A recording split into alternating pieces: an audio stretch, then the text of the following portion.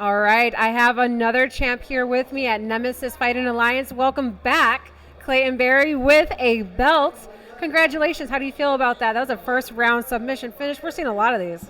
Oh, I'm feeling great.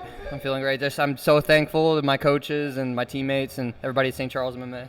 Awesome. So you've been busy there. Is there anything that you were doing different for this camp, for this opponent? You are a sub-artist. Do you expect to strike, or were you looking to go back to the ground? I did work a lot of striking this camp, just because I knew, he is mostly a striker. I was working a lot of defensive striking, counter striking, using my strikes to set up my takedowns. And he did do a good job, defending my takedown at first. I really had to push through and get him up against the cage to finish it. So talking about you're a sub-artist, that's how you mainly win your fights. He usually wins by striking. Did you feel any of that power when you were in the cage? Yes, I did. I think he hit me once when I was going for a takedown, or he grazed me, and I felt that. And then I did feel like when I had him in mount and I was trying to set up that armbar, I felt he was really strong, for sure. He was probably the strongest guy I've ever fought, besides the one dude I lost to by decision. So taking all that in, did you know that you had that sunk in? Did you feel like, or were you about to let go on that? I wasn't going to let go, but I thought I was going to have to switch to a triangle. For a second, I thought I was going to have to switch to another submission. I wasn't going to just let it go completely, but I was going to transition to something else. If he started coming up on top, I'd have switched to a triangle. All right, and you had your teammate here, Javier Tomas, also won with you. You guys are bringing some wins home back to St. Charles MMA.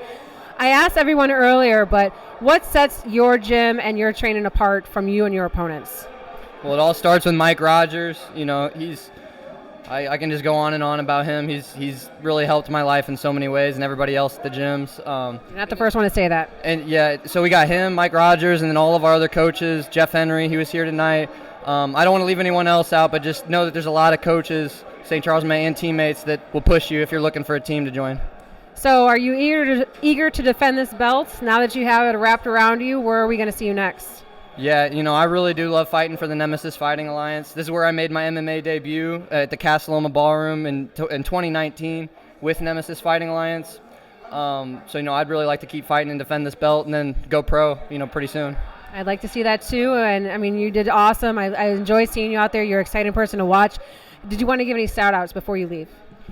Just shout out again to Mike Rogers and all my coaches and teammates at St. Charles MMA, and my wrestling coaches. We're all here tonight. Jason Moore, Chris Kyle, Andrew Hammond. They were great coaches. Also want to shout out Coach Sean Smith.